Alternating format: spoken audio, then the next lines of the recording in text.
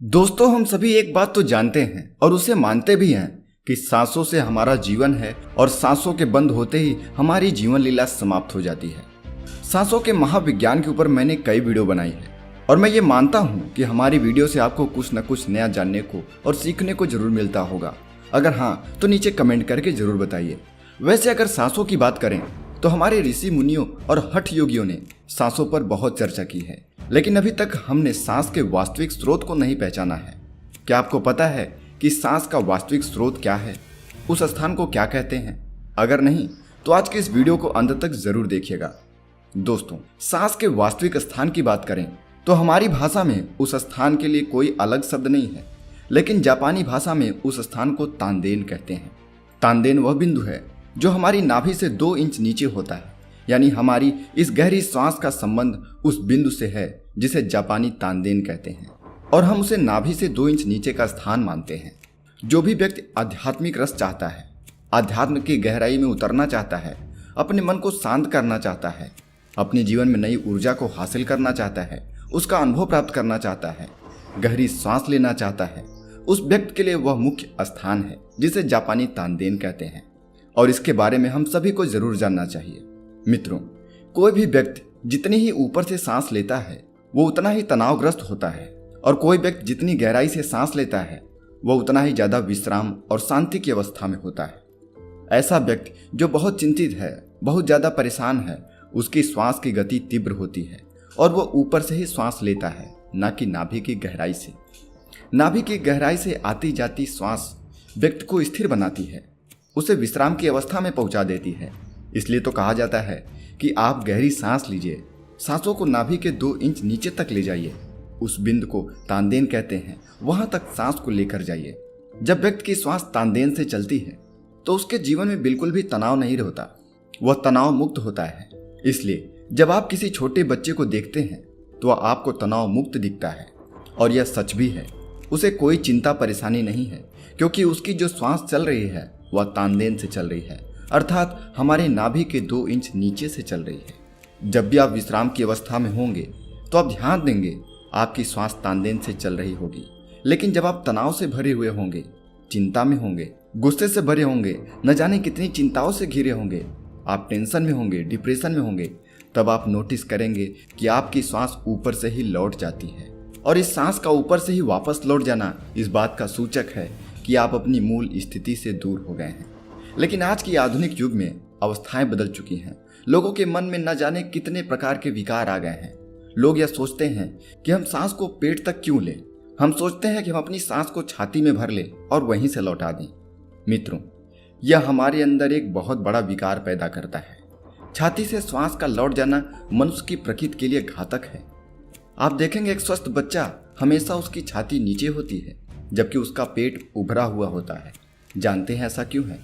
क्योंकि वह बच्चा विश्राम की अवस्था में है। उस बच्चे की श्वास तानदेन से चल रही है, अर्थात नाभि के 2 इंच नीचे से चल रही है। इसलिए तो बच्चे में विकास तीव्र गति से होता है। लेकिन आधुनिक मानव आज अपनी छाती को फुलाने में ही गौरव महसूस कर रहा है। जब कोई व्यक्ति अपनी प्राण वायु को अपनी एकाग्रता के द्वारा नवनीता की चरण सीमा तक पहुंचा दे तो वह शिशु की तरह कोमल हो जाता है, वह शिशु की तरह प्रफुल्लित हो जाता है। उसके चेहरे पर एक बच्चे की तरह तेज आने लगता है। इसीलिए एक शिशु विश्राम की अवस्था में रहता है, वह अपने तानदेन तक सांस लेता है। यहाँ नवनीता का अर्थ है तनाव शून्य की अवस्था, युवा अवस्था, जिसमें आप तनाव युक्त हैं। यही वह अवस्था है जब आपको तनाव मुक्त रहना चाहिए।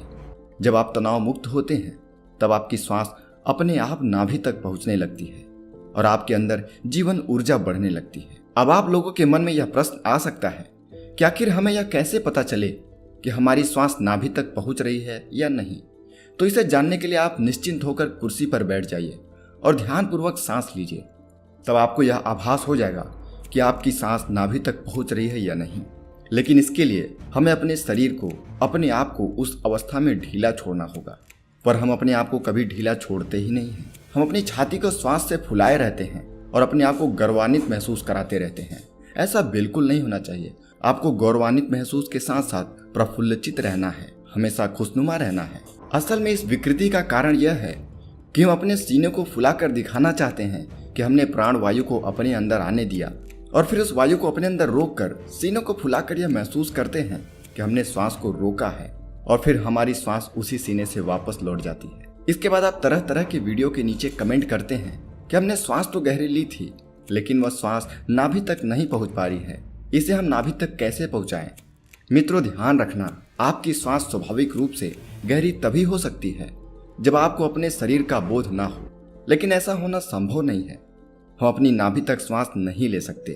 इसका केवल यही कारण नहीं है कि हम अपनी छाती को फुलाकर दिखाना चाहते हैं, नहीं, इसके कई कारण हैं और इसे जानने के लिए हमें थोड़ा गहरा उतरना होगा। एक बच्चा कब होश में आता है?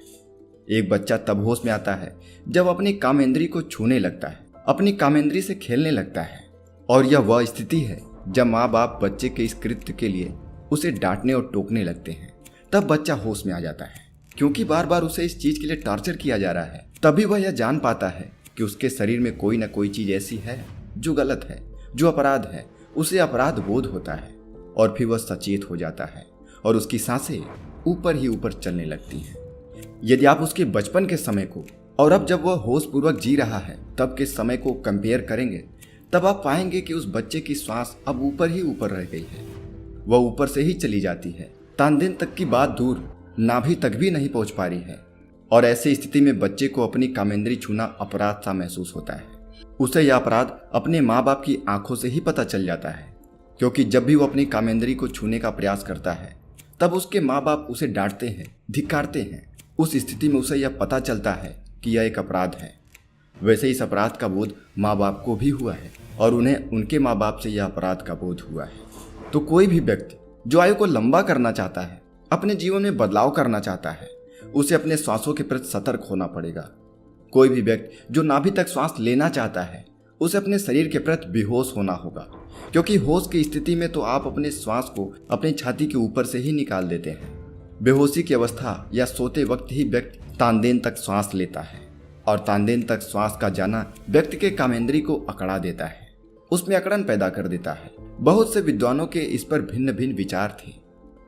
यदि आपके घर में छोटा बच्चा है तो शायद आपने यहाँ एक्सपीरियंस किया होगा कि जब बच्चा गहरी नींद में होता है तब उसकी कामेंद्री अकड़ जाती है, टाइट हो जाती है। जानते हैं ऐसा क्यों होता है? इसका मुख्य कारण है कि बच्चा जो श्वास तानदेन तक ले रहा है, तानदेन पर श्वास की चोट पड़ती है और जो उसके कामेंद्री में अकड़न पैदा कर रही है, जिसकी वजह से उसकी कामेंद्री टाइट हो जाती है। ऐसा ही सामान्य मनुष्य के भी साथ होता है। नींद की अवस्था में 12 से 18 बार हर व्यक्ति के साथ ऐसा होता है कि उसकी कामेंद्री अकड़ जाती है। वैसे कामेंद्री के इस विकार पर बहुत से विद्वानों के भिन्न भिन्न विचार रहे हैं, लेकिन लाओ त्से कहते हैं कि इसका मेन कारण है कि व्यक्ति नींद की अवस्था में गहरी सांस लेता है, वह अपने तानदेन तक सांस लेता है। तानदेन पर पड़ रही चोट व्यक्ति की कामेंद्री में अकड़न पैदा कर देती है और व्यक्ति कामुक सा महसूस करता है।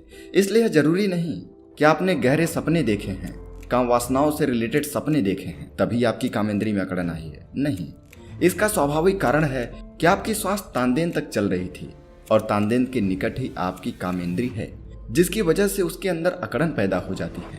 वैसे सांसों का हमारे जीवन पर बहुत ही गहरा प्रभाव पड़ता है। इस एक वीडियो में सांसों के जीवन पर प्रत्येक प्रभाव को बता पाना असंभव है, इसलिए श्वास के और भी गहरे रहस्यों के बारे में हम अगले वीडियो में और भी विस्तार से चर्चा करेंगे। तब तक मिलते हैं अगली वीडियो में।